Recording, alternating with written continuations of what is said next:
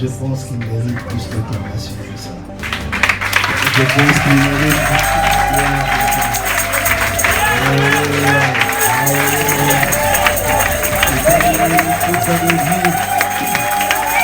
beaucoup ont pu se réveiller ce matin, mon Dieu de vous. Beaucoup ont pu bouger notre bouche. Comme mon frère a dit, mais celui qui donne l'être, la vie et le mouvement. Célèbre-le à chaque fois que tu en as l'occasion. N'est-ce pas qu'il est bon, notre Dieu? Est-ce qu'il a été bon avec quelqu'un cette semaine? Est-ce qu'il a été bon avec quelqu'un ce mois-ci? Il est fidèle. À lui la gloire et la louange. Au nom de Jésus. Amen. Asseyez-vous en sa présence. Bien que la Bible dise, vaut mieux la Bible dit, vaut mieux la fin d'une chose que son commencement. Mais c'est vrai que la fin, des fois, est triste. Amen. Parce que nous allons devoir nous séparer et nous dire au revoir. Mais c'est la vie. Ainsi va la vie. Amen. Et donc, je voudrais prendre ce moment pour vous remercier tous de votre accueil, de votre amour manifesté à mon égard, à l'égard de mon ministère pendant ces 3 merveilleux jours que nous avons passés ensemble.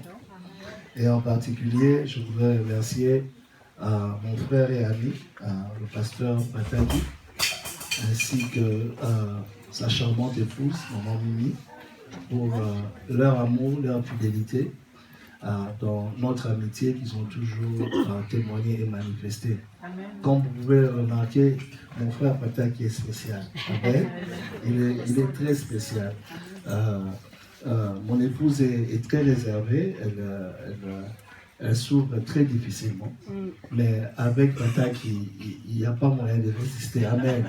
Il aime être en compagnie de Pataki, il aime rire avec Pataki, il aime, parce que c'est juste un homme qui a la joie du Seigneur. Amen. Et un homme qui est rempli d'amour. Et si vous le connaissez même encore plus, vous allez plus recevoir de lui. Amen. Amen. Un homme qui aime Dieu de tout son cœur et un homme qui a mis toute sa vie pour servir l'Éternel. Amen. Amen. Moi, je l'appelle l'apôtre de la Louvière. Amen. J'ai vu comment il a bâti le travail dans cette ville. Beaucoup sont sortis serviteurs de Dieu dans cette ville au travers de ses entrailles. Il a affecté cette ville positivement et il continue à l'affecter. Amen. Et je crois que sincèrement, après ce temps que nous avons passé ensemble, pas parce que je suis venu, mais parce que Dieu a été un Dieu de temps et de circonstances. Et il faut toujours reconnaître comment Dieu travaille avec vous. Souvent, Dieu m'envoie pour activer ce qui est déjà fait. Dieu a entendu vos prières, Dieu a vu vos sacrifices et il va m'envoyer comme une allumette juste pour allumer le feu afin que vous puissiez continuer. C'est une grâce que Dieu a mise dans ma vie pour les individus ainsi que pour le ministère. Et donc j'ai foi qu'après mon passage, vous allez vraiment entrer dans ce que vous étiez en train de prier, dans ce que Dieu vous a préparé et que Dieu vous fera beaucoup du bien. Amen. Et donc, je bénis le Seigneur pour tout un chacun de vous. J'ai la joie de voir une sœur et une amie d'enfance, ma sœur Fifi. Mais j'allais dire pourquoi c'est elle est mariée, donc elle a un autre. Donc, je vais seulement dire ma sœur Fifi. Amen. On a grandi ensemble. Dans le même quartier, à Kinshasa, à Limete. On a étudié ensemble dans la même école à Maloula, là où j'étais 52e de la classe.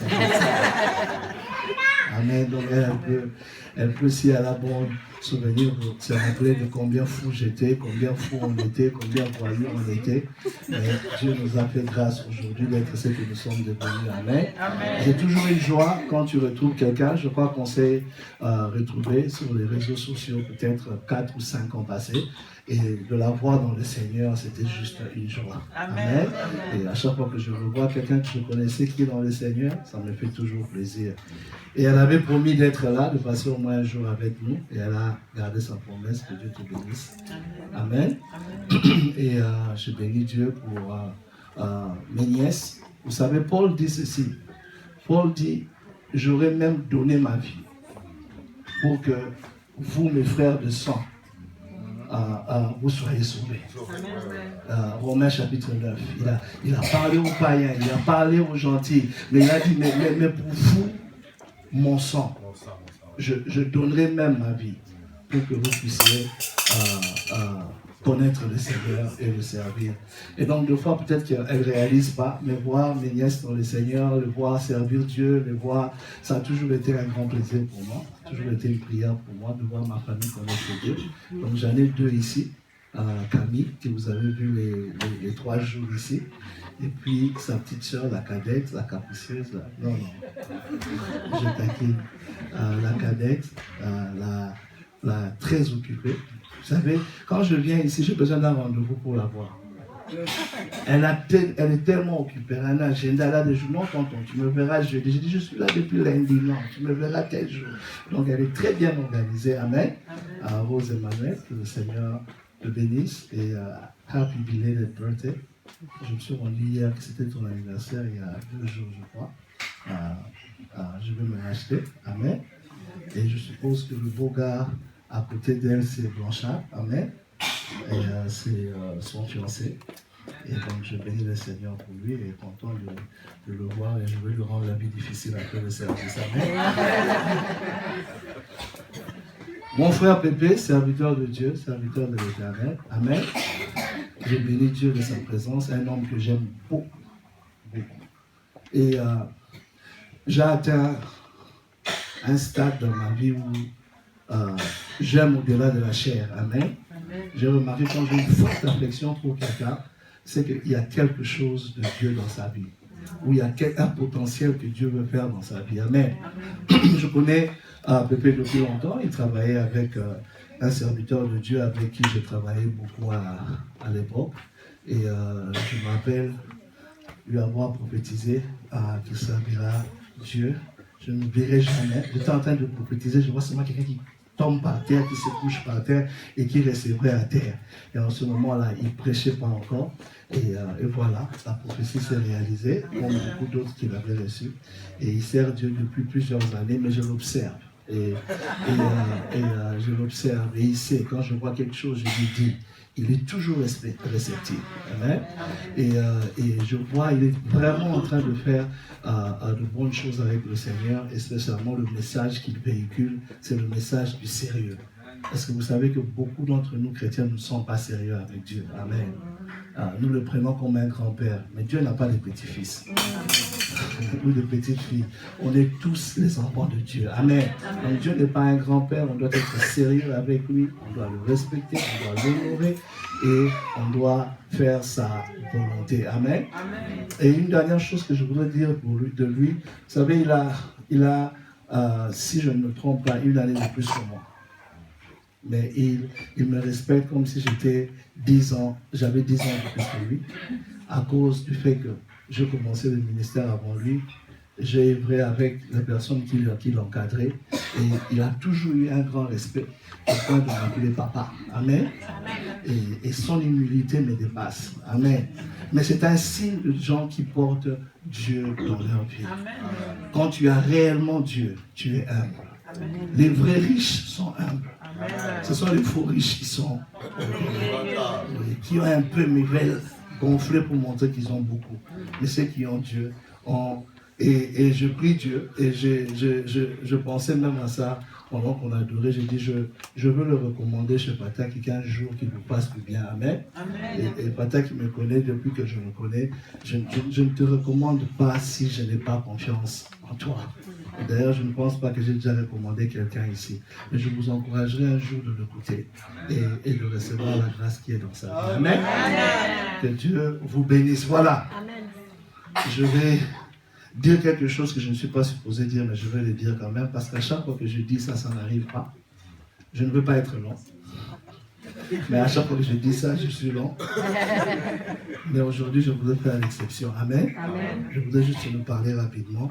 Et nous allons un peu prier. Et j'ai l'impression, j'ai foi plutôt, que Dieu a déjà fait beaucoup et nous allons bien terminer ensemble. Nous ouvrons nos Bibles dans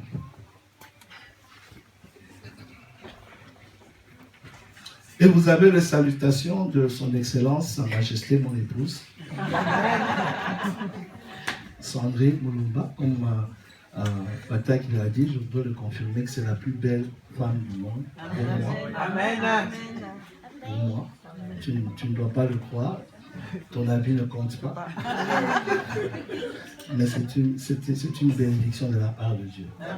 Je lui dis ça chaque jour, elle me fait toujours un petit sourire, je ne sais pas si elle me croit. Mais ce sourire-là, c'est souvent quand elle dit arrête cette histoire. Amen. Mais c'est vraiment une bénédiction pour ma vie, pour le ministère, pour moi-même. On vient de loin.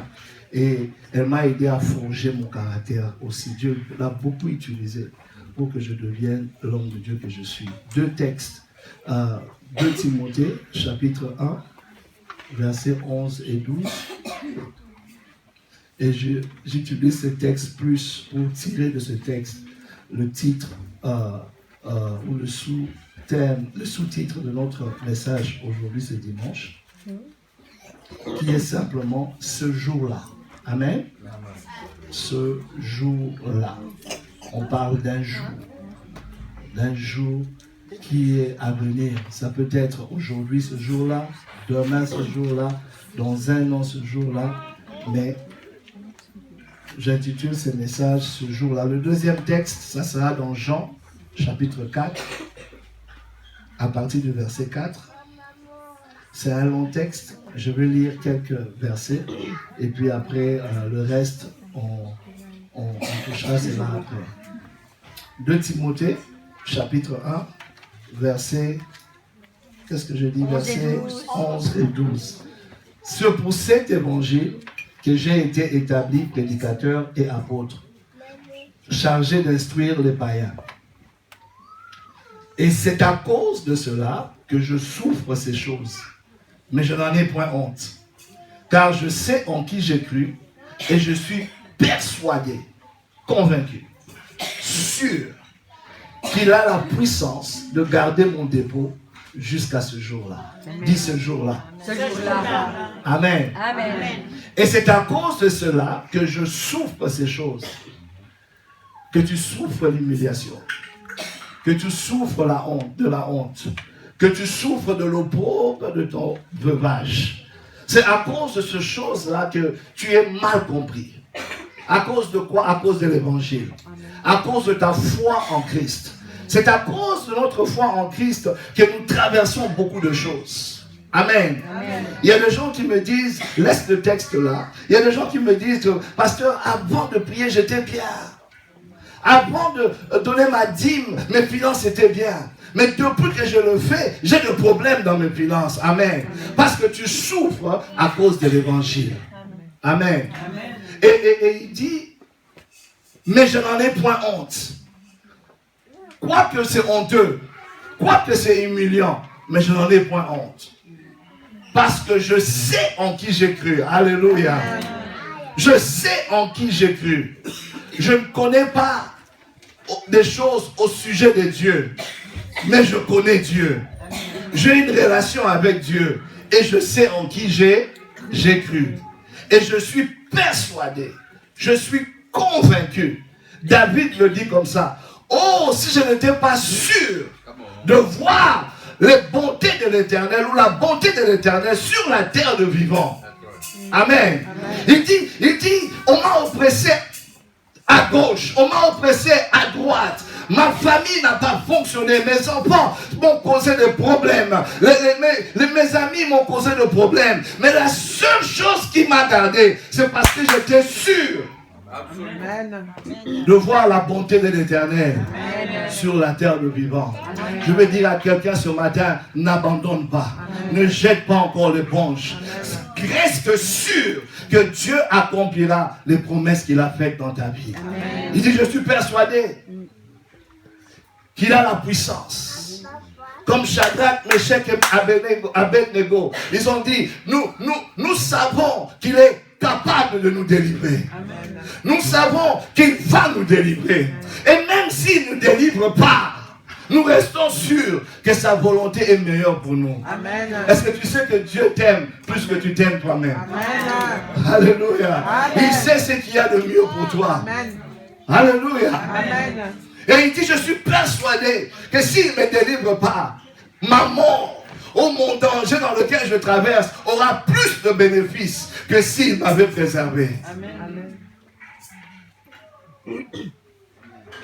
Pasteur Pépé, il dit à Pierre, il dit, Pierre, Satan t'a réclamé pour te cribler comme quoi, comme du froment. Mais j'ai prié pour toi, que après que tu sois tombé, après que tu te relèves, que tu puisses encourager tes frères. Pourquoi tu n'as pas prié que je ne tombe pas? Tu es Dieu, n'est-ce pas? Tu es Jésus. Pourquoi tu pries qu'après que je sois tombé? Parce que le tomber là était nécessaire. Amen. Il était encore trop orgueilleux. Amen. Il coupait les oreilles des gens. Ça, Jésus lui dit, écoute, je dois m'en aller. Il dit, non, tu n'iras pas. La Bible dit, et il reprit Jésus. Toi, tu reprends Jésus. Il dit, tu ne comprends pas, tu ne peux pas mourir. Je dis, non, mais je dois mourir. Non, tu ne peux pas mourir. Il dit, celui-là, il a un zèle. Et c'est une bonne chose. Dieu aime les zélés. Mais des fois, nos zèles sont des zèles amers. Donc, il doit enlever tout ce qui est d'amer là. Il doit gérer ton zèle. Des fois, on est même plus zélé que Dieu. On est plus spirituel que le Saint-Esprit. Il dit, mais pour qu'il saisisse ce que je veux faire avec lui, parce que Dieu ne te voit pas là où il est. Dieu voyait le jour de la Pentecôte. Dieu voyait sa prédication. Dieu voyait ce qu'il allait faire avec lui. Alors il dit, je priais pour toi, pas pour que tu ne tombes pas. Je veux te laisser tomber. Dieu ne fait pas tomber, mais c'est le diable. Mais je veux te laisser tomber, mais je vais gérer ton tomber. Alléluia. Je ne veux pas te permettre de t'amener trop loin. Je ne veux pas te permettre de te détruire, mais ma main sera sur toi. Et lorsque tu auras compris que ce n'est ni par la force, ni par la puissance, mais c'est par mon esprit, alors là, je te relèverai. Et quand est-ce qu'il a relevé? Quand il a ressuscité. Il a dit aux femmes, il a dit, allez dire à mes disciples et Pierre. Les autres étaient dans la masse, les disciples. Mais et Pierre, j'imagine toujours quand ils ont annoncé à Pierre. Les disciples, Dieu vous appelle Pierre, c'est toi. Le maître a dit que tu viens. Il dit, vous voulez dire moi? Non, dis-moi d'abord, je sais pas. Il a dit moi, Pierre, vous avez... Marie, toi aussi tu as entendu Pierre. Oui, il a dit Pierre, viens. Amen. Et il a couru au tombeau. Alléluia. Amen. Oh non, je suis persuadé qu'il a la puissance de nous délivrer. Amen. Il a la puissance de nous restaurer. Amen. Il a la puissance de garder le quoi? Toutes tes prières. Amen. Toute ta consécration à l'église.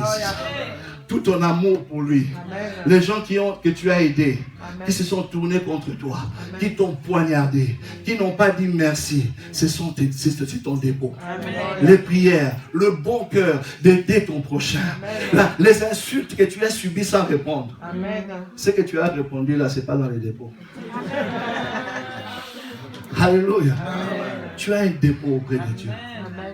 Les hommes oublient, mais Dieu n'oublie pas. Amen. Les hommes peuvent oublier ce que tu as fait, mais Dieu se souvient. Amen. Alléluia. Amen. Et il dit, il y a un jour qui est ce jour-là. Chaque individu a ce jour-là. Amen. Alléluia. Amen. Je prie que ton jour-là soit aujourd'hui. Je prie que ton jour-là soit demain. Amen. Je prie que ton jour-là soit cette année. Amen. Yes. Dieu peut changer ta vie en un clin d'œil, en un coup de fil, en une rencontre, en un instant. Dieu peut tourner l'histoire de ta vie. Et c'est de ce jour-là dont nous allons parler. Et je veux t'encourager à attendre impatiemment ce jour-là. Jean chapitre 4.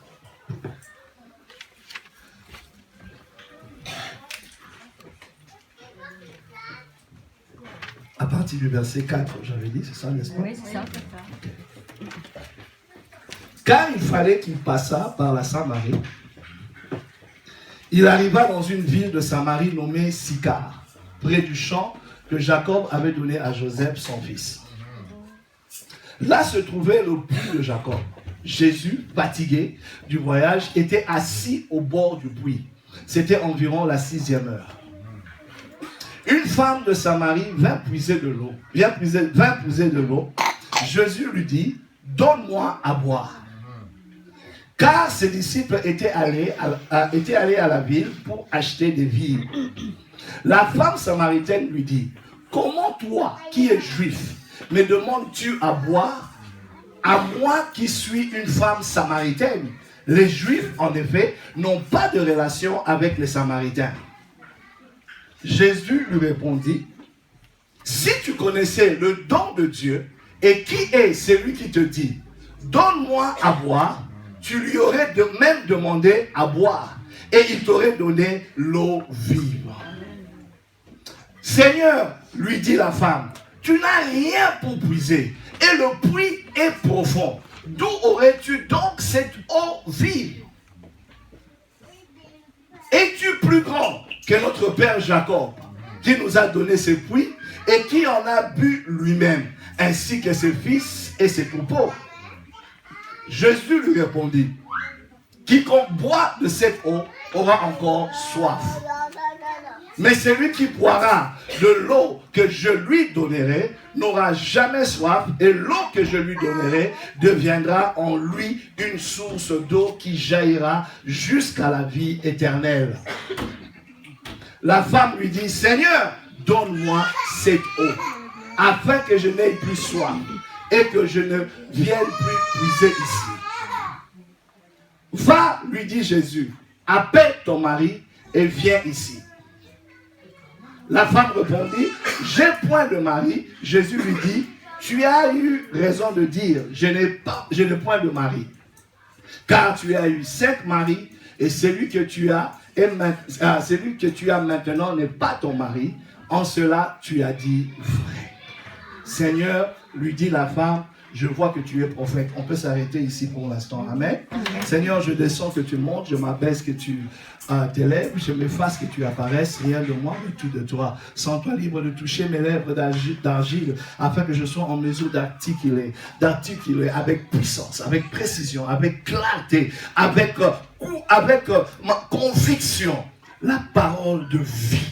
La parole qui transforme, la parole qui sauve, la parole qui délivre, la parole qui fraye un chemin, même là où il semble n'avoir de chemin. C'est dans le nom puissant de Jésus-Christ de Nazareth que je prie et que je libère une atmosphère céleste en ce lieu. Une atmosphère qui rend la parole facile, qui rend la prédication facile, qui rend la réception de la parole facile. Nous faisons taire toute force contraire, toute langue qui s'élève contre nous en ce moment pour voler la parole, pour distraire. Au nom de Jésus, nous vous rappelons que vous êtes sous nos pieds et c'est dans le nom puissant et Jésus-Christ de Nazareth que nous avons ainsi prié avec multiples actions de grâce et le peuple de Dieu dit Amen. Amen.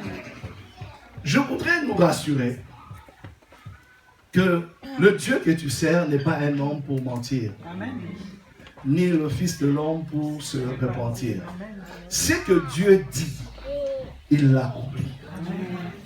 Il en a la capacité, il en a la puissance de l'accomplir. Et donc, s'il te donne une promesse, il faut recevoir la promesse et vivre pour cette promesse. Amen.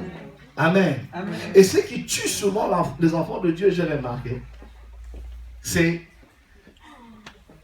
le temps ou l'espace entre l'Égypte et Canaan. Amen. Amen. Parce que souvent Dieu te dira, je te sortirai de l'Égypte pour t'amener en Canaan. Je te sortirai de l'esclavage pour t'amener dans un pays où coule le lait et le miel. Tout ça est vrai. Mais ce qu'il nous dit rarement, c'est les détails du milieu. Il ne leur a pas dit qu'ils auraient à passer 40 ans dans le désert. Amen. Il ne leur a pas dit qu'en fait, dans le désert, ils se sont rendus compte dans le désert, qu'est-ce qu'on va boire? Qu'est-ce qu'on va manger? Amen. Amen. Dieu souvent nous épargne les détails. Et il a raison, sinon, moi, je ne servirai pas Dieu. S'il m'avait expliqué tout le prix que je devais payer pour le servir. Mais il te dit, quitte l'Égypte, et je t'amène en Canaan. Et là-bas, coule le lait et le miel. Amen. Amen. Ils ont même envoyé des espions qui sont partis espionner la terre. Et ils arrivent là-bas et ils voient effectivement que ce pays est riche, que le lait coule dans ce pays, le miel coule dans ce pays, que dans ce pays, le fruit est bon, la terre est bonne. Donc Dieu n'a pas menti. Mais seulement ils ont découvert ce que Dieu ne leur avait pas dit. Le géant. Alors ça change l'équation pour eux. Or pour Dieu, ça ne change rien. Comme j'aime le dire en anglais, he's a giant killer. Donc même les géants tombent au-devant de lui. Amen. Alors c'est ça le problème. J'ai vu beaucoup de gens, j'ai trouvé beaucoup de gens dans la marche avec le Seigneur, mais ils se sont fatigués et ils ont lâché. Je commençais avec les uns et en cours de chemin, d'autres ont compromis, d'autres ont pris des raccourcis, d'autres ont pris des tunnels, mais avec Dieu, il n'y a pas de raccourci. Même si tu crois tricher un peu, mais il va te rattraper plus tard. Tu dois rentrer en arrière et passer la classe avant d'aller là où il t'a amené. C'est comme le système de pays. Je crois que c'est la même chose ici. Le système américain, si tu crois les voler, tu vas te retrouver un jour et pleurer. Amen. Amen. Une fois, j'ai eu une contravention de, je crois, $300. Je roulais vite, je venais d'un état à un autre. Alors, juste en entrant au Texas, là, dans une ville là, lointaine qui est à 5 heures de Dallas, on me donne une contravention. Je me dis, de toute façon, je ne vis pas ici. Je néglige la contravention, je ne paye pas, je refuse de payer. Amen. Amen. Et donc, mon permis était valable pour 8 ans. Donc 8 ans est passé. Maintenant un jour, je devais voyager, j'avais quelque chose d'important, donc j'avais besoin, j'arrive, on me dit non, ton identité expire dans quelques jours, non, on ne peut pas te laisser voyager comme ça, tu dois aller, tu fais vite, là où on fait des permis. Alors je dis, alors il faut me changer, parce que notre identité ce soit mon permis de conduire. Alors j'ai dit, il faut me changer ça, il n'y a pas de problème. Il tape, il dit non monsieur, on ne peut pas. Il dit pourquoi? Il dit non, parce qu'il y a une contravention que vous avez eue il y a 7 ans. J'ai dit il y a 7 ans. On me donne le nom de la ville. Et on me dit c'était 300 et quelques $, mais avec les intérêts, maintenant c'est 800 et quelques. Avant de votre premier, il faut payer. Ma femme et moi, nous avons conduit 5 heures jusqu'à dans ce village. Parce qu'ils ont refusé de prendre le téléphone, ils ont refusé que je paye la carte de crédit, ils ont dit tu dois venir en personne. Je suis allé jusque là-bas avec $800 que j'ai payé en pleurant. Parce que je voulais tricher le système. Mais le système m'a rattrapé. Amen. Donc avec Dieu, c'est comme ça. J'ai vu des gens prendre des raccourcis. Mais après, Dieu les a rattrapés. J'ai vu des gens compromettre et voir une forte onction s'est dissipée en rien. Parce que vous savez, l'onction de Dieu, les dons de Dieu sont sans repentance. Le don que tu as, c'est sans repentance. C'est là. Ça sera toujours là jusqu'à ta mort. Mais tu peux avoir l'onction jusqu'à ce que la fumée sorte de ta tête. Mais si tu perds l'intégrité, si tu perds le respect des gens, tu peux sortir l'onction. Parce que l'onction marche avec la réception des gens. Ça marche avec la foi des gens. Alors quand les gens te regardent en train de prêcher là-bas, on voit en toi un adultère. On voit en toi un menteur. On voit en toi un pasteur qui a dépensé 3 fois sans raison. On voit en toi un homme qui parle d'argent. Alors il te regarde comme ça, ton onction, tu vas suer. Et tu ne verras pas d'effet sur ton onction. Parce que tu as cherché un raccourci. Amen. Amen. J'ai vu d'autres commencer. Les prophètes et les pasteurs de Facebook. Ils sont nombreux. De Melchisedec de notre génération. Ils n'ont ni père, ils n'ont ni mère. Ils n'ont pas de famille. Ils sont directement prophètes. Prophètes, des bâtards. Et ils utilisent des dons. Ils utilisent des dons. Et les dons peuvent être là. Il peut te raconter ta vie depuis que tu as 2 ans. Il peut te donner les détails de ta vie. Mais après, il peut t'appeler et je respecte ce don-là, le don prophétique. Je prophétise beaucoup. Amen. Donc ils peuvent te donner le numéro de téléphone. Tu habites à tel endroit. Mais après. Amen. tu me localises quand même pour quelque chose. Amen. Hein? Amen. Tu me localises. Alors ces gens-là nous laissent vides. Parce qu'ils ont cherché des raccourcis. Ils n'ont pas la crainte de l'Éternel. Ils s'insultent sur les social media là, qui est plus grand, qui est plus petit. Toi, tu es comme ça. Toi, comme ça. Donc, pourquoi? Parce que les gens ne savent pas, mon frère, comment s'attendre à Dieu. Amen. Et beaucoup de gens font naufrage, meurent, parce qu'ils ne savent pas comment s'attendre à Dieu. Mais si tu vas avoir du succès dans ta marche avec Dieu, il faut savoir t'attendre à l'Éternel. Et en anglais, souvent, on dit « wait on the Lord ». Et je vois qu'en français, souvent, on utilise « se confier en l'Éternel ». Amen. Il faut avoir confiance en lui. Parce que comme je vous ai dit vendredi, Dieu doit te préparer pendant 30 ans pour un ministère de 3 ans. Comme il a fait avec Jésus. Il va préparer David pendant 17 ans pour être roi. Amen. Dieu prendra son temps pour te préparer. Élie devait suivre Élisée partout avant que l'onction lui soit libérée sur sa vie. Amen.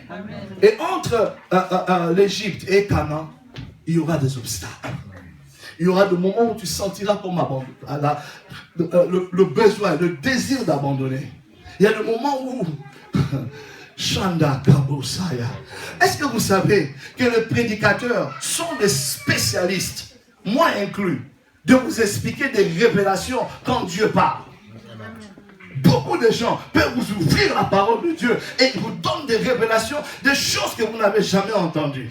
Ils vous expliquent Dieu en hébreu, Dieu la parole en hébreu, la parole en grec, la parole en tulouba, la parole en flamand. Donc dans toutes les langues, ils tournent ça et tu comprends bien. Mais Fataki, c'est que nous avons manqué d'enseigner le peuple de Dieu, c'est le silence de Dieu. Parce que Dieu ne parle pas tout le temps. Amen. Dieu ne parle pas comme un perroquet. Amen. Il y a des moments dans ta vie où Dieu ne parlera pas. Amen. Ça sera le silence total. Tu gênes 10 jours, tu sors de cela, de ce jeûne, Dieu ne dit rien. Amen. Et s'il te donne un message, c'est pour quelqu'un d'autre. Seigneur, c'est moi qui n'ai pas mangé. C'est mon corps qui a souffert. Maintenant, tu me donnes un message pour cette personne-là. Et ça peut durer une année comme ça. Même une prophétie, tu n'as pas. Même les plus grands prophètes, ils prophétisent ici. Il prophétise là. Quand il arrive, il dit, regarde, Dieu t'aime. Et puis il passe. Et tu es humain. Tu vas penser, qu'est-ce que j'ai fait? Et c'est là où le diable, maintenant, lui, il parle comme un perroquet. Voilà, c'est ton péché. C'est parce que tu t'étais fâché l'autre jour. C'est parce que tu avais fait ça. Parce qu'on a toujours des erreurs, n'est-ce pas? Amen.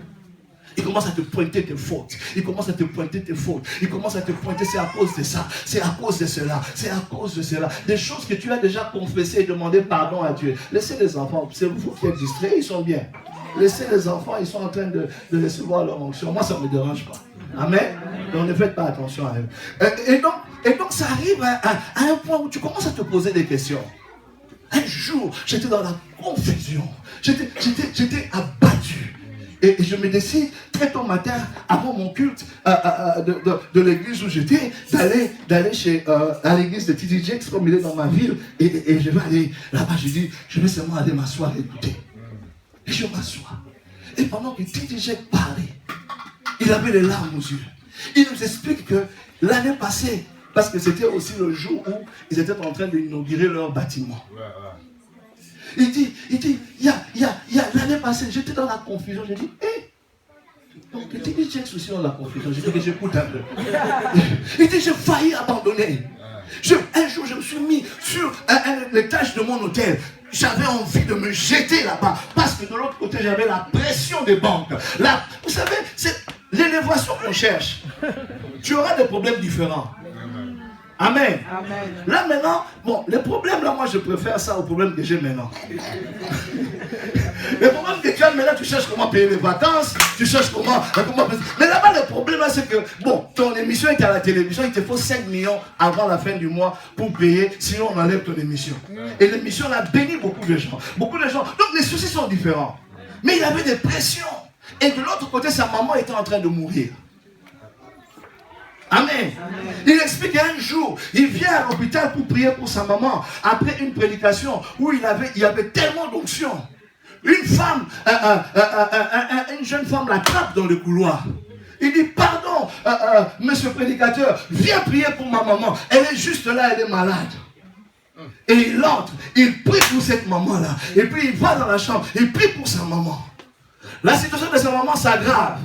3 semaines après, il fait sa conférence et il voit une femme venir avec une canne. C'est Bishop, tu me connais pas? Il dit non. Il dit, je suis la maman là qui est en train de mourir dans la chambre à côté là, que tu as prié. Dès que tu es parti, mes résultats ont commencé à changer et 3 jours après, je suis sorti de l'hôpital. Alors dans sa tête, au lieu d'être content pour la maman, il dit, ah, cette maman est guérie, ma propre maman n'est pas guérie. Si tu marches avec Dieu, tu seras dans la confusion par moment. Même si tu nous vois assurés, avec assurance à chaque fois. Mais des fois, on a l'assurance dans notre confusion. Parce que je sais que moi je suis confus, mais celui que je sers n'est jamais dans la confusion. D'ailleurs, la Bible dit qu'il n'est pas l'auteur de la confusion. Amen. Amen. Quand Dieu est silencieux, tu peux perdre la tête. Parce qu'il ne dit rien jusqu'au jour où le Saint-Esprit m'a aidé. Quand tu es à l'école, le professeur entre tous les jours dans la classe et il parle. Il parle. Il vous encourage. Posez des questions si vous ne vous souvenez pas. Et si vous ne comprenez pas. Parlez. Des fois même, il te fait poser une question de pose-toi. Est-ce que tu as compris? Pose un peu une question. Mais le Saint-Esprit m'a aidé à savoir. Il y a qu'un moment où le professeur ne parle plus. C'est pendant les examens. Pendant l'examen. Là, il vous met le visage du travail. Ça, c'est l'esprit. Monsieur Franck-Père, des fois même il te regarde seulement, il ne te répond même pas, il part. Monsieur Franklin. Oui, monsieur Franck-Père. Parce qu'il nous a déjà tout expliqué. Maintenant, il veut voir si la matière a été assimilée, compris, et maintenant tu dois démontrer cela. Dieu m'a dit, quand je ne parle pas, tu es en examen. Amen.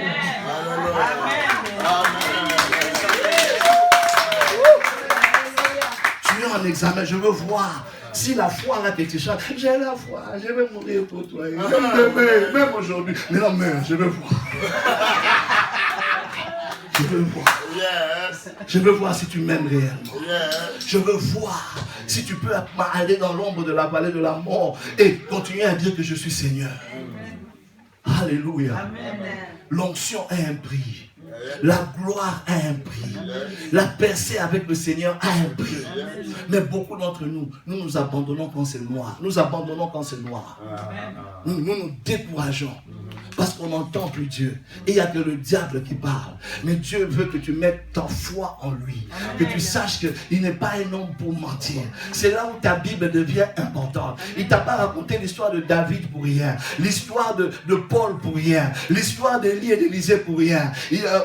La Bible nous dit dans 1 Corinthiens chapitre 10, il dit toutes ces choses-là, Dieu a permis que ça soit écrit et que nos pères passent par ces choses pour que ça nous serve de leçon, pour que nous sachions quoi faire, quoi ne pas faire, pour que nous sachions que notre Dieu est capable de délivrer. Voilà pourquoi de temps en temps j'aime quand David dit quand je pense au bienfait de l'Éternel. De temps en temps tu dois marcher avec Dieu, même quand tu ne l'entends pas, même quand il dit rien, même quand la situation devient dure. Regarde en arrière, parce que Dieu a déjà des marques avec toi. Voilà pourquoi de temps en temps il disait au peuple d'Israël, ne suis-je pas le Dieu qui vous a arraché d'entre les mains de Pharaon? Ne suis-je pas le Dieu qui a divisé la mer en deux pour vous et qui a précipité l'armée de l'Égypte dans la mer? N'est-ce pas moi qui ai ouvert le rocher pour que l'eau puisse sortir du rocher?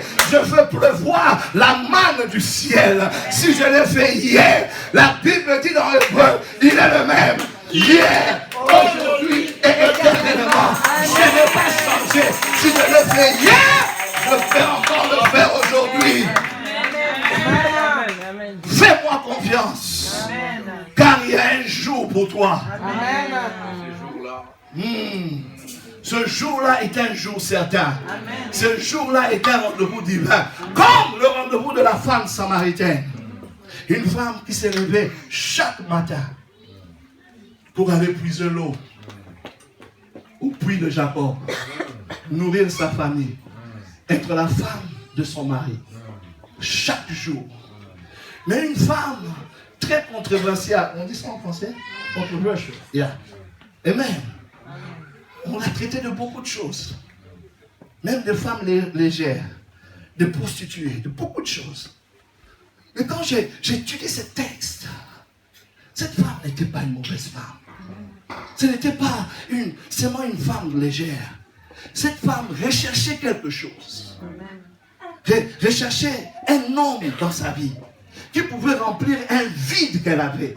Mais tout ce qu'elle rencontrait, c'était des jokers, comme on dit en anglais, des aventuriers, des hommes sans être hommes. Amen. Amen.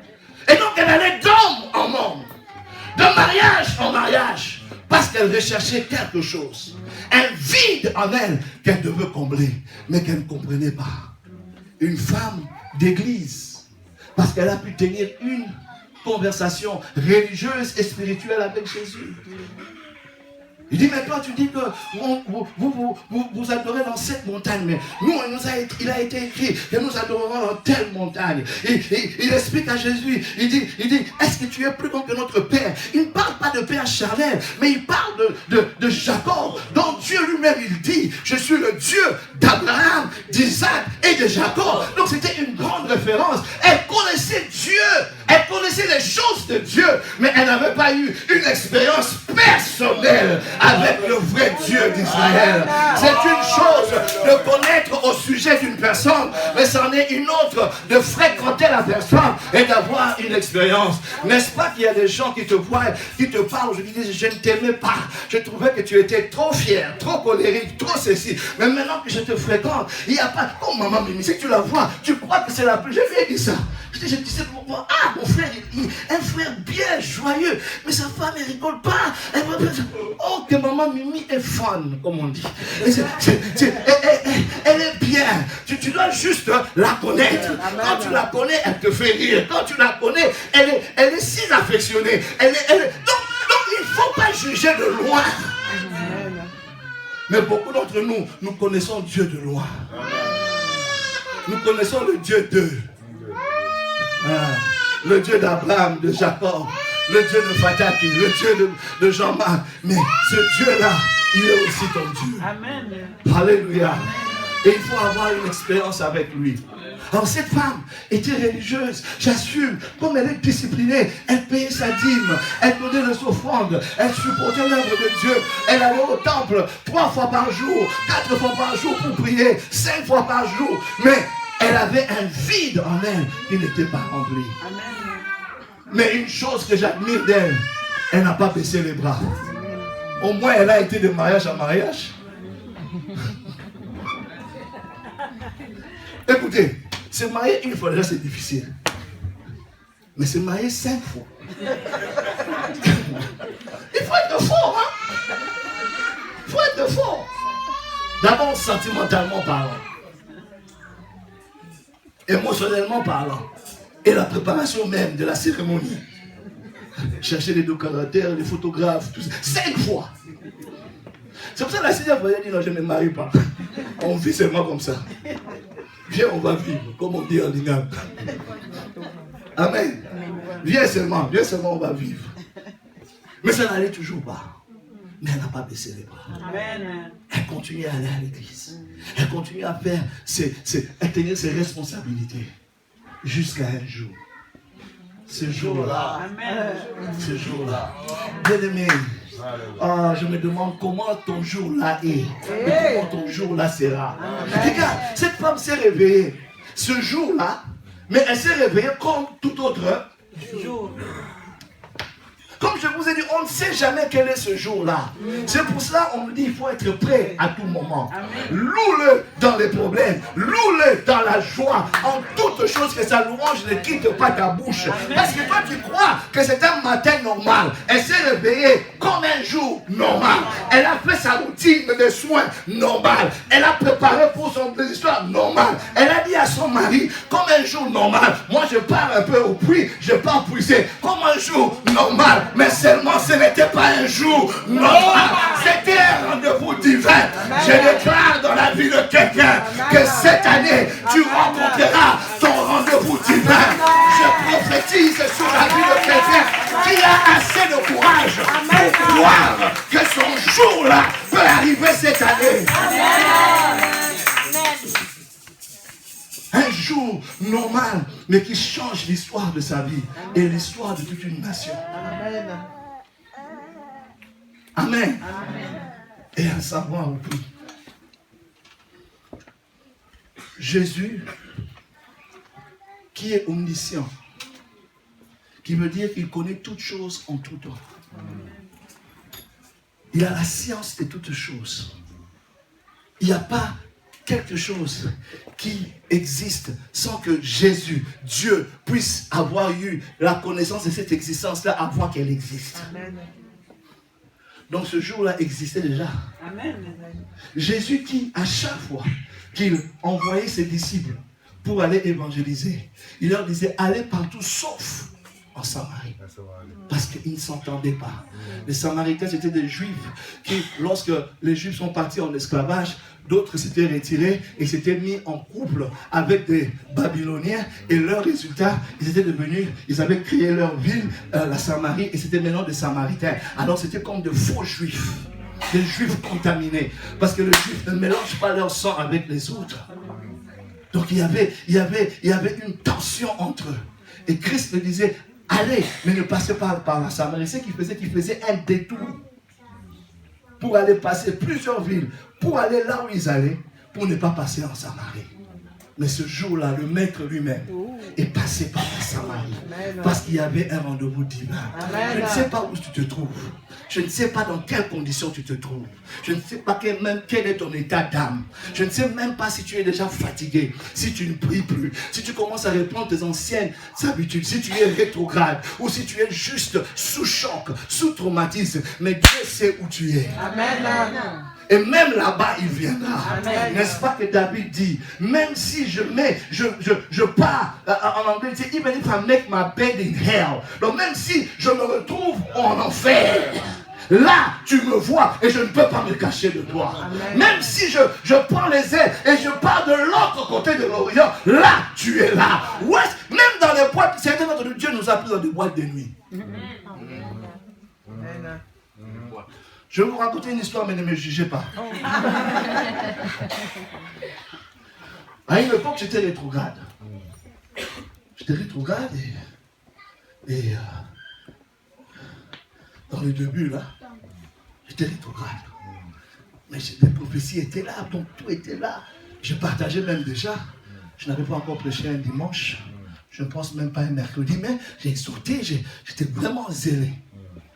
Et puis une situation arrive, comme on apprend sur le terrain. Et j'étais en train d'encadrer une fille, et puis finalement la fille m'a encadré.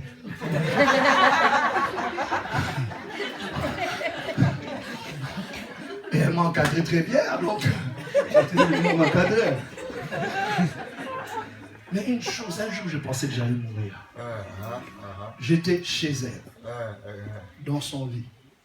Elle est en train de dormir, moi en train de dormir.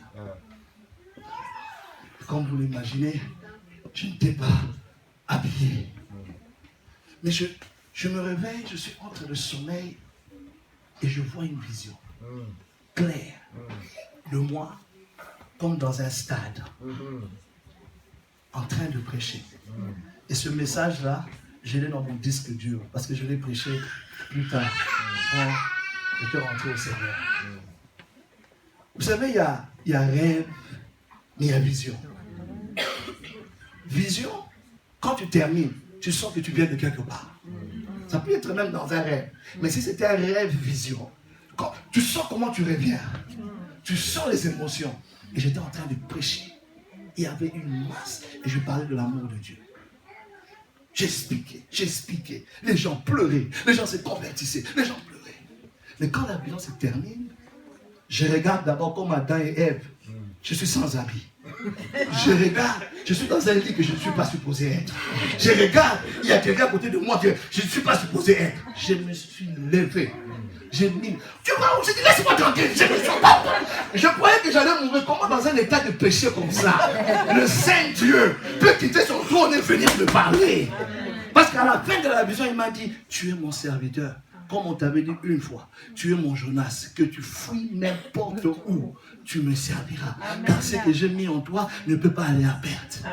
J'ai sauté de ce lit-là, je me suis habillé. Tu sais, quand tu sors la chemise comme ça, j'ai démarré ma voiture, je roulais, je tremblais, je priais, et j'ai appelé mon pasteur, je suis parti le voir. Moi-même, j'ai tout confessé.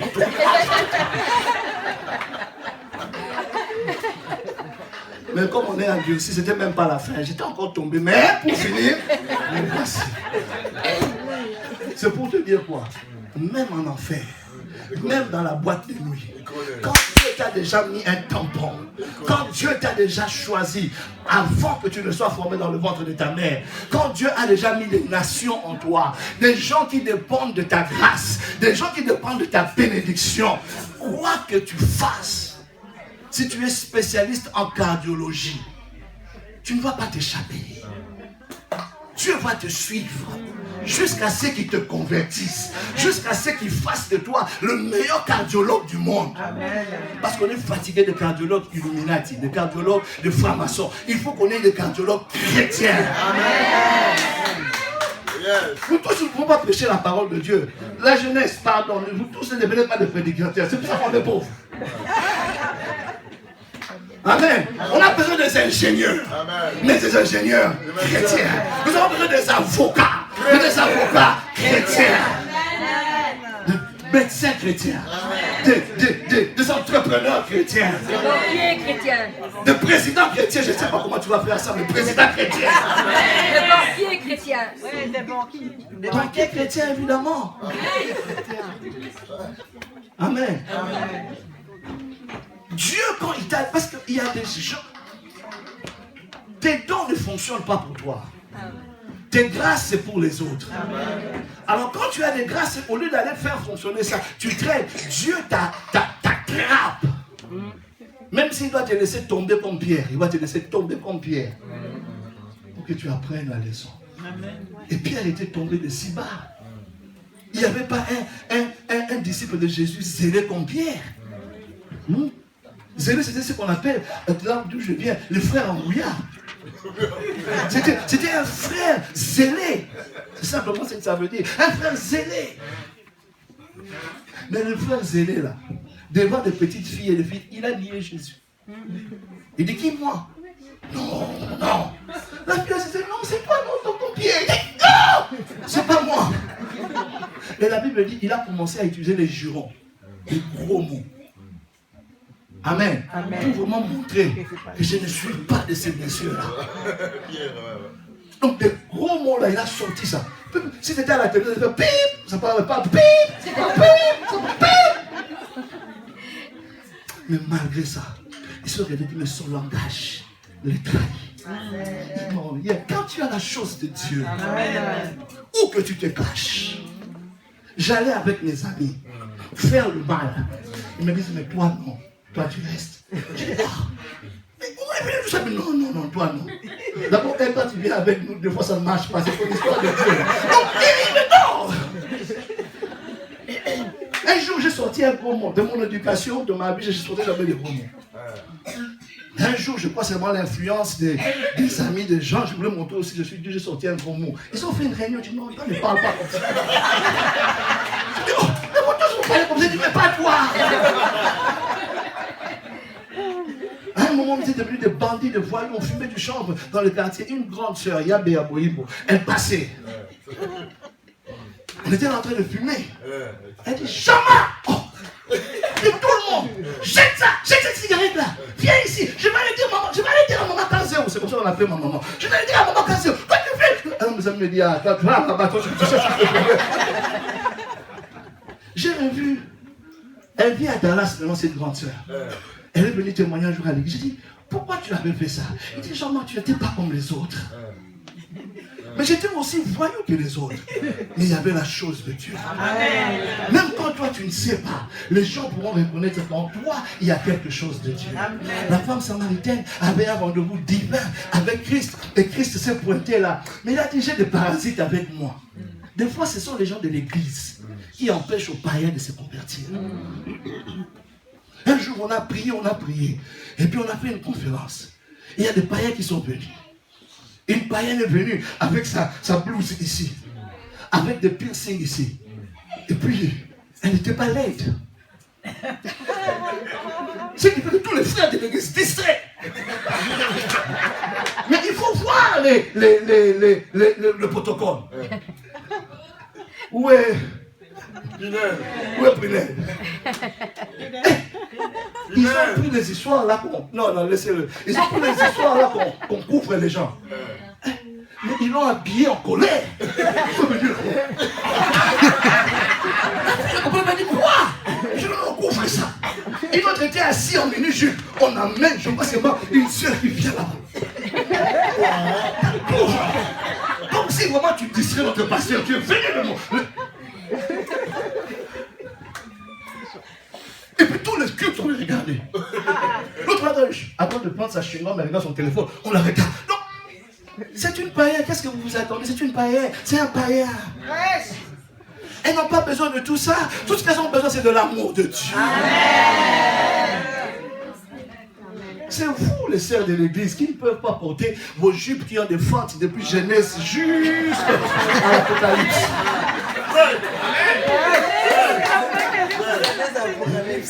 Si vous même aller vers Matthieu ou bien vous montez jusqu'à Exode, deux fois même Genèse.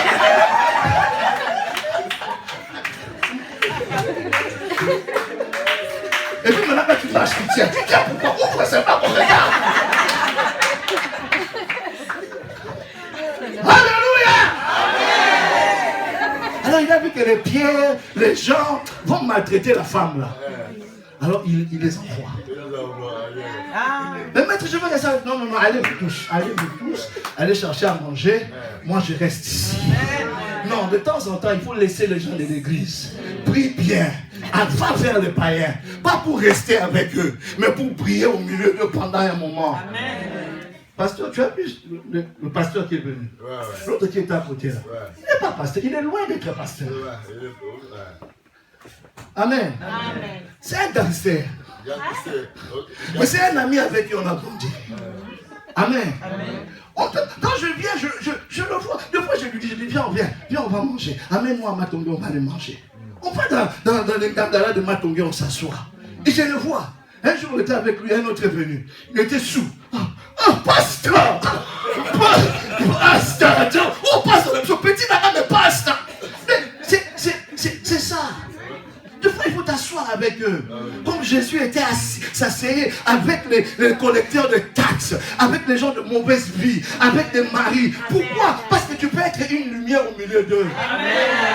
Il ne faut pas être avec eux tous les jours, parce que les mauvaises, quoi. N'est-ce pas ça, ce que vous dites là? Amen. Mais de temps en temps, il faut aller. Leur montrer l'amour. Des fois, par accident, un frère de l'église vient. Et puis on va aller quelque part, je dis, moi je roule avec toi. J'ouvre la porte, le temps qu'il démarre, il avait oublié qu'il écoutait Fali. Il écoutait la musique du monde. La musique mondaine, non. Païenne, comme vous voulez l'appeler. Profane. Alors ça commence. Il veut aller appeler. Je dis, non, laisse. C'est ça, c'est qui s'est Fali. Je dis, ah bon? On commence à parler de Fali, lui et moi. Tu vois qu'il est crispé. Moi je dis, mais j'aime comment Fali danse, il fait des choses. On commence à parler, on parle. Mais je veux conclure cette conversation-là par le Seigneur. Amen. Je dis, si une personne comme Fali s'est convertie, ça serait une très bonne chose. Tu sais que je prie pour Fali, je prie pour l'Égypte, je prie. Non, je tourne pour lui montrer que ce n'est pas ça le plus important. Ce qui est d'abord important, c'est que ton cœur soit donné à Christ.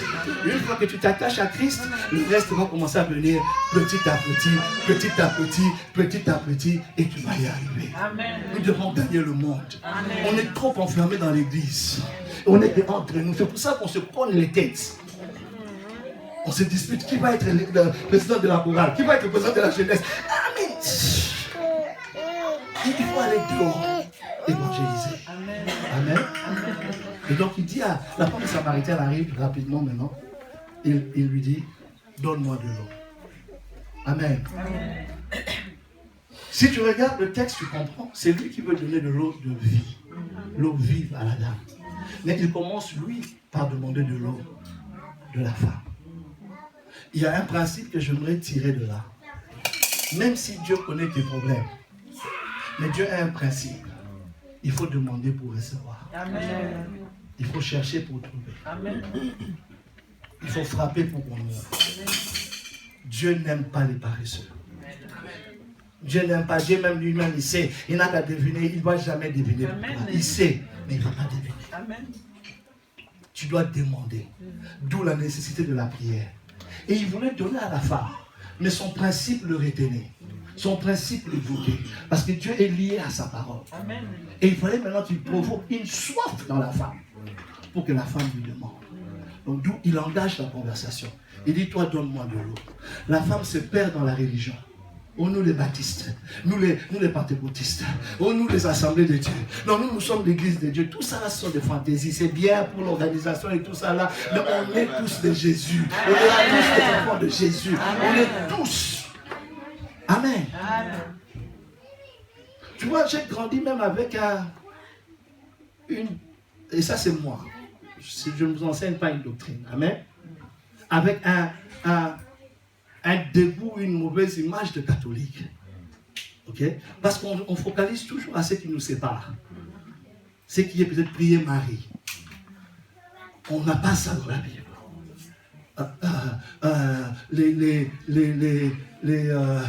Les chapelets, les messes de requiem et tout ça.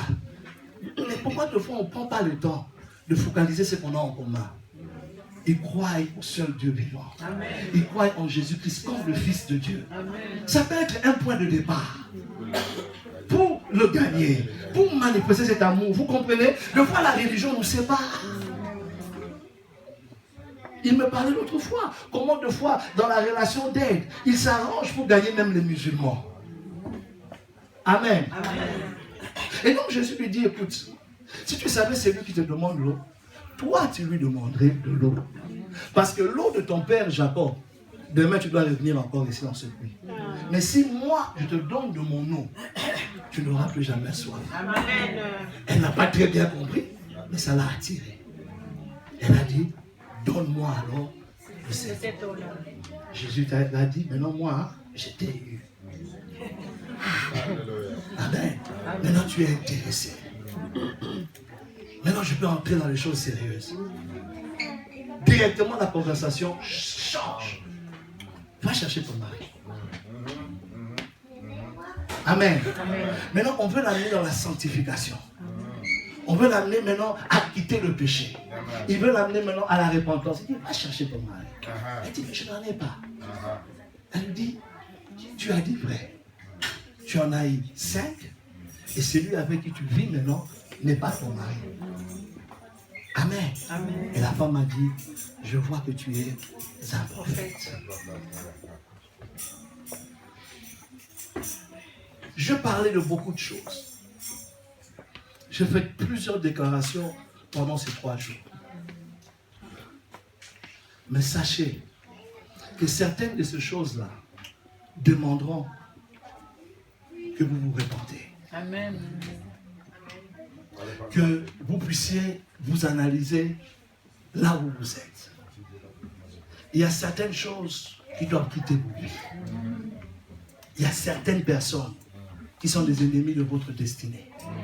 Même si vous êtes amis depuis l'école primaire, mais il y a des moments où il faut se détacher des gens. Amen. Parce que les gens vont dans leur vie de manière différente, de chemin différent. Il faut savoir quand le temps des gens se termine dans votre vie. Vous savez, j'ai développé la capacité de deux grandes actions dans ma vie. Je sais dire bienvenue, mais j'ai aussi développé goodbye. Adieu. Mais beaucoup d'entre vous, vous savez seulement bienvenue. Quand il faut dire goodbye, vous pleurez, vous gênez. Il y a des gens pour lesquels leur temps est fini dans votre vie. Ce n'est pas tout le monde qui sont les amis à vie et les amis à destinée. Il y a des gens qui sont là dans votre vie que pour une saison. Et quand la saison se termine, la séparation doit se faire. Et si vous restez avec ces gens-là, les problèmes commencent. Ce sont les gens qui vont toujours vous tirer vers le mal, qui vont toujours vous empêcher de devenir ce que vous êtes appelés à devenir. Il y a des choses, des décisions que vous devez prendre, c'est ce que je veux dire. En parlant de repentance, en parlant de se séparer de certaines habitudes, de certaines personnes, il y a des décisions. Tu dois gérer ton temps sur les réseaux sociaux. Tu dois gérer ton temps sur la télévision. Essaie d'investir ce temps-là à la parole de Dieu, ce temps-là à l'entrepreneuriat, à investir dans le domaine dans lequel tu es appelé. À étudier, à lire des livres. À apprendre, à développer son intelligence. Amen. Je ne suis pas bien avec les langues ne sont pas mes forts. C'est pas mon fort. Vous avez pu remarquer ça. Mais quand je prêche en anglais, même chez les Américains, on me reçoit 5 sur 5. Même avec mon accent ici. Pourquoi? Parce que je lis beaucoup de livres chrétiens et j'écoute beaucoup de prédicateurs. Ce qui fait que les expressions de l'église, de prédication biblique, j'en ai plusieurs. Et je peux tenir ça du début à la fin de ma prédication.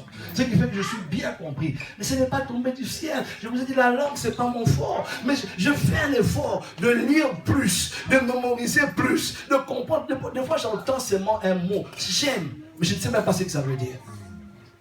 Par exemple, j'en ai un jour, un homme très sur le plan prêché, il dit, I was so discombobulated. Every now and then you will be discombobulated. Discombobulated. J'ai essayé d'écrire ça à ma manière. Dès que je suis sorti dans mon téléphone Google, discombab. Ça veut juste dire que je suis perdu, je suis désembarrassé, je suis bouleversé. Ma prochaine prédication.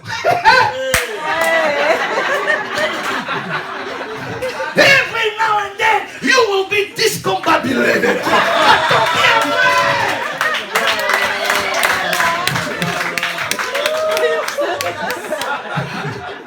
À l'église, on te connaît. Mais si tu es un visite, tu dis, ce pasteur, il est profond.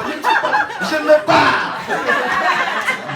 On a dit à Timothée, travaille, remue les dons que tu as reçus par imposition de main. Là, tu as le potentiel, mais ne reste pas dans le potentiel. Il faut travailler le potentiel pour matérialiser cela. Amen. Amen. Amen. La femme samaritaine a eu son jour. Amen. Amen. Elle a eu 5 mariages. Elle a eu un amant, mais toujours pas satisfaite. Vous savez pourquoi le diable était après cette femme? Est-ce que je peux dire à quelqu'un pourquoi le diable est après toi? Dans cette femme-là, il y avait le salut de la Samarie. Est-ce que je peux dire ça encore? Dans cette femme samaritaine, il y avait le salut de la Samarie. Et le diable l'avait déjà pointé dès le sein maternel. Certains d'entre vous, la maman a failli faire une fausse couche pour toi. Mais Dieu t'a gardé. Quand tu étais enfant, les tantes sorcières t'ont porté. Ils ont essayé de t'ensorceler. Mais la main du Seigneur était sur ta vie.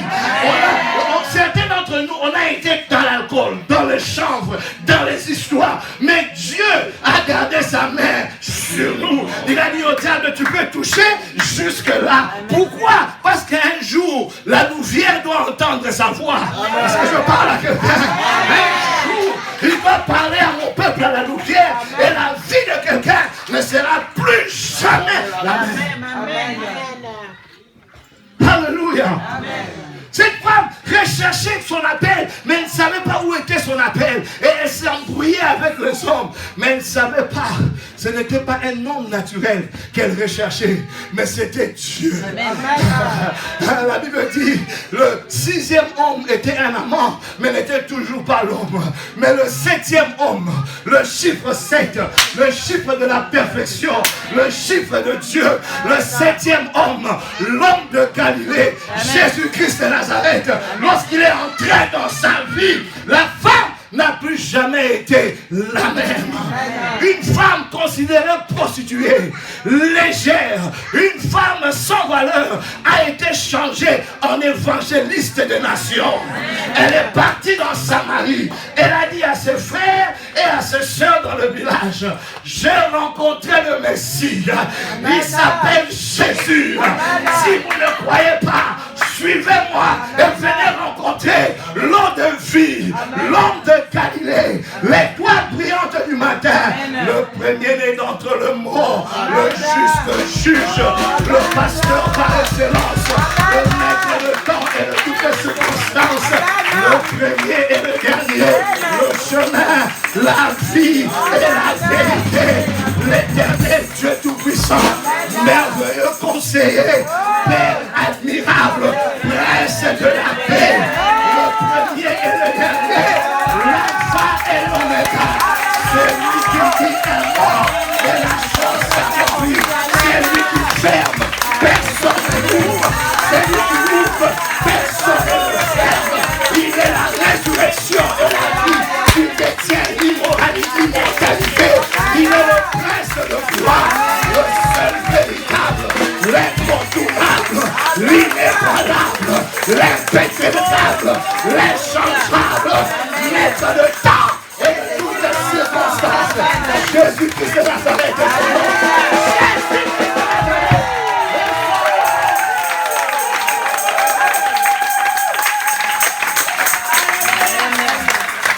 Si lui est pour toi, Qui sera contre qui? toi? Qui? Quel sorcier? Quel gouvernement belge? Quelle loi de la Louvière? Il peut changer une loi juste pour toi. Amen. Alléluia. Amen. Oh, j'ai envie de prophétiser sur quelqu'un. Est-ce que je peux? Amen. Il y a des prophéties qui sont individuelles, mais il y a des prophéties qui sont générales. Donc c'est à celui qui veut saisir. Je sens dans mon esprit et je vois. Dans une compagnie, on crée un nouveau poste juste pour toi. Le poste là n'existait pas. Mais parce que Dieu a dit que c'est dans cette compagnie-là que tu dois travailler. Parce que Dieu a dit que c'est dans cette compagnie-là que tu dois être promu. On crée un poste juste pour toi. Ce poste-là a ton nom. Si c'est toi, reçois cela au nom de Jésus. Au nom de Jésus. Je prophétise rarement ce que je n'ai pas vu Dieu faire. Une fois, 2 fois, 3 fois, plusieurs fois dans ma vie. J'ai des gens pour qui on a créé des postes comme ça. Parce que seulement Dieu a dit que tu vas être promu. Parce que seulement Dieu a dit que ton salaire doit changer. Amen. Alléluia. Amen. Je voudrais prophétiser sur quelqu'un qui a la foi assez à la parole de Dieu. Amen. De croire qu'en cette même saison, l'année prochaine, ton salaire va doubler. Amen. Et si tu as assez de foi pour croire ça, je déclare cela sur ta vie au nom de Jésus. Car rien n'est impossible à ton Dieu. Amen. Amen. Seulement travaille. Alléluia. Sois le meilleur à ce que tu fais. Amen. Arrive à temps. Amen. Donne ton meilleur. Fais au-delà et laisse la promotion à Dieu. Amen. Parce que Dieu ne bénit pas les paresseux. Tu arrives en retard, tu quittes la première. Et tu veux une promotion. Dieu, ça ne marchera pas. Mais si tu donnes ton meilleur, un jour, Dieu va se souvenir. Amen. Alléluia. Amen. Je suis venu te dire qu'il y a un jour qui est réservé pour toi. Amen. Et je t'encourage d'être persuadé que ce jour-là existe. Amen. Même quand tu veux abandonner, rappelle-toi qu'il tu as un rendez-vous divin. Un jour, tu vas le rencontrer à ton puits, au puits de Jacob de ta vie. Et il sera là pour t'attendre. Et il sera là pour changer l'histoire de ta vie. Amen. En un instant. Si ta vie est ce qu'elle a toujours été, si tu as eu autant de combats, autant de malheurs, autant de situations, c'est parce qu'il y a la grâce et la main de Dieu dans ta vie. Amen. J'étais le plus bizarre, le plus voyou, le considéré le moins intelligent. Parce que j'étais le seul serviteur de Dieu dans ma famille. Amen. Une famille de 9 et j'étais le cadet. Et mes parents s'étaient arrêtés à 8. On m'a appelé accident. Mais avec Dieu, il va provoquer un accident s'il faut un accident pour que tu viennes. Dieu a provoqué un accident. Il ne voulait pas que je vienne, mais je suis venu quand même. Mes grandes sœurs étaient franchement, on est déjà grande. Ma sœur aînée avait déjà un enfant avec qui on a presque une année d'écart seulement, petit écart. Mes sœurs avaient honte. Toi aussi, tu vas être enceinte, on est enceinte, tu dois t'y enceinte. C'est parce que je devais venir. Amen. Pas ailleurs, mais dans cette famille. Amen. Pour être la lumière dans la famille. Amen. Pour être une voix dans la famille. Est-ce que tu comprends ce que je suis en train de dire? Et le diable n'est pas omniscient. Il ne connaît pas toutes choses. Mais il sait reconnaître la gloire quand c'est quelque part. Amen. Il sait reconnaître une grande destinée quand c'est quelque part. Amen. Voilà pourquoi on va venir chez toi. On va essayer de te détruire. On va essayer de t'introduire dans la franc-maçonnerie. Les sorciers là que vous voyez, ce sont des grands serviteurs et servantes de Dieu, destinés à servir Dieu. Mais le diable les a repérés tôt.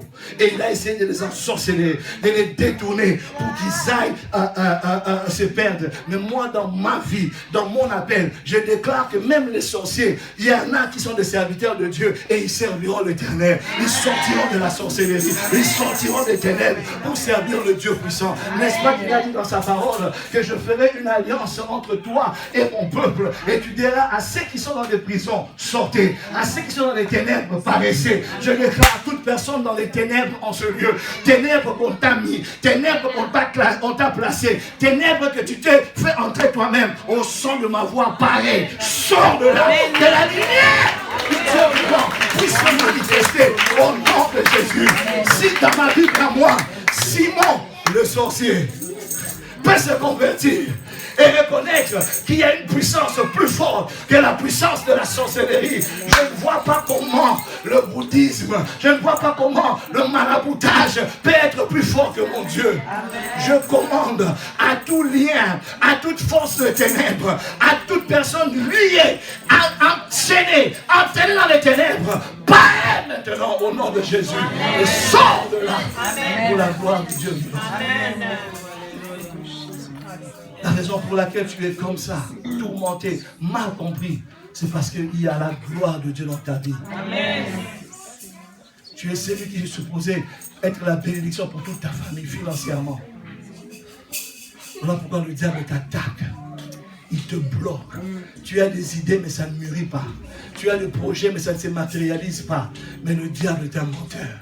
Parce qu'il y a un séjour là pour toi. Il m'a envoyé depuis Dallas, Texas, pour venir te dire, ne perds pas courage, ne baisse pas les mains, n'abandonne pas, ne jette pas l'éponge, car ce jour-là va bientôt arriver. J'ai entendu Esaïe dire que les ténèbres ne régneront pas toujours. Que le peuple qui était dans les ténèbres ont vu une grande lumière. Et cette lumière-là n'est autre que Jésus-Christ de Nazareth. Il dit, on l'appellera admirable conseiller, Père éternel, quoi encore, Dieu puissant. Il dit, il portera le gouvernement sur ses épaules. Amen. Amen. Que la lumière vienne dans tes ténèbres. Amen. Que la lumière paraisse dans tes ténèbres. Amen. Que là où tu voyais noir, tu vois clair. Que là où tu voyais flou, que les choses deviennent tellement claires que tu te demandes, mais où est-ce que j'étais tout ce temps ici? Amen. Qu'une révélation, qu'une idée, qu'un projet tombe dans ta pensée maintenant. Amen. Au nom de Jésus. Amen. Ce qui a fait de Bill Gates est une idée. Ce qui a fait de Mark Cuban, un milliardaire américain qui avait vendu Google, si je ne me trompe pas, Google. Il a créé Google et il a vendu ça des milliards et des milliards de dollars. C'était juste une idée. Amen. Amen. Tu es assis sur une idée. Oh, que Dieu illumine tes yeux, que Dieu illumine ton intelligence, que Dieu illumine ta pensée, que tu puisses avoir une idée révélatoire, une idée qui vient pour changer l'histoire de ta famille et même l'histoire de ton pays. Amen. Amen. Amen. Je dis Amen. Amen.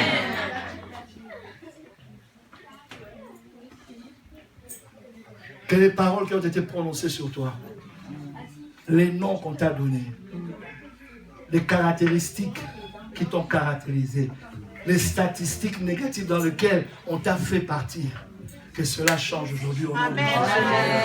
Tu n'es pas ce que le monde dit. Tu n'es pas ce que le gouvernement belge dit que tu es. Tu n'es pas ce que ta famille dit que tu es. Peut-être qu'on t'appelle immigré. Et les immigrés ne sont pas supposés franchir tel truc. Toi, tu brises parce que tu es une exception à la règle. Lève ta main, dis au nom de Jésus. Je suis une exception à la règle. Je suis une exception à la règle. Dans mon domaine. Dans mon appel. Dans mon couloir d'onction. Au nom de Jésus. Sois l'exception de ta génération. Sois l'exception de ta famille. Amen. Au nom de Jésus. Jésus. Il y avait un homme qu'on connaît dans la Bible sous le nom du fou de Gadara. Un homme fou, rejeté par sa famille, parce qu'il était fou. Un vivant parmi les morts. Dans des tombeaux, le seul endroit où il se sentait à l'aise. Pour se sentir bien, il se coupait avec le couteau. Il se coupait de partout. Un homme abandonné. Mais un jour, Jésus a dit à ses disciples, allons dans l'autre bord. Allons de l'autre côté de la rive. Parce qu'il avait un rendez-vous divin avec le fou de Gadara. Il est venu et il l'a délivré. Un fou qui avait en lui une légion et qui est catégorisé dans l'armée romaine comme un bataillon, d'autres disent de 6000, plus ou moins 6000 soldats. Donc, un grand démon, un géant qui contenait 6000 autres petits démons en lui, dans un seul homme. Lorsqu'on a chassé ces démons-là, ils sont entrés dans les ponceaux et les ponceaux sont morts automatiquement, tellement qu'ils étaient violents. Mais tout cela dans une seule personne. Écoute, ton petit frère là, ta petite soeur là, ne la traite pas comme une prostituée. Elle n'est pas coupable. C'est les démons. Toi-même là, les choses que des fois tu faisais, ce sont des forces des ténèbres de toi qui contrôlent une personne tellement fort. Tu peux t'asseoir seulement comme ça, tu commences à avoir des idées compliquées dans ta vie. Parce qu'il y a toute une armée, tout un bataillon au-dedans de toi. Mais Jésus a chassé. Il a été le trouver dans les tombeaux. Il est venu pour lui. Parce que juste après ça, il a quitté la ville. Même si on l'a chassé, s'il voulait rester, il allait rester. Mais il est parti parce qu'il a accompli sa mission. Amen. Et on dit que le fou de Gadara a été dans le Décapole. Et il a témoigné de ce que Jésus avait fait. Décapole, c'est simplement 10 villes. 10 grandes villes mises ensemble. 10 grandes villes qui se collent. Donc il avait 10 grandes villes en lui à évangéliser et à gagner pour le Seigneur. 10 grandes villes. C'est pour cela que le diable l'a attaqué. Mais Jésus devait le délivrer pour qu'il aille accomplir sa mission. Et il est parti, il a gagné 10 villes pour Jésus. Je me demande, qu'est-ce qui est au-dedans de toi? Je me demande, qu'est-ce qu'il y a en toi? Je vous ai dit que le président Félix Tshisekedi était un de nôtres ici dans cette ville. Plusieurs dans cette ville. Si tu as été ici dans les années 80, ensuite, tu le connais, tu l'as rencontré dans un métro, dans un bus, dans un café. Mais en lui, il portait la présidence de la République du Congo. Mais personne ne connaissait, même pas lui-même. Mais à un moment, ce qui est en toi va commencer à se réveiller. Et des aspirations vont commencer à brûler. Je ne sais pas qu'est-ce qui brûle en toi, mais c'est la prière que je vais faire aujourd'hui. Pour que tu atteignes ce jour-là. Je veux que ce qui est en toi se manifeste. Ce qui est en toi se développe. Ce qui est en toi s'active. Parce qu'en toi, il y a des nations.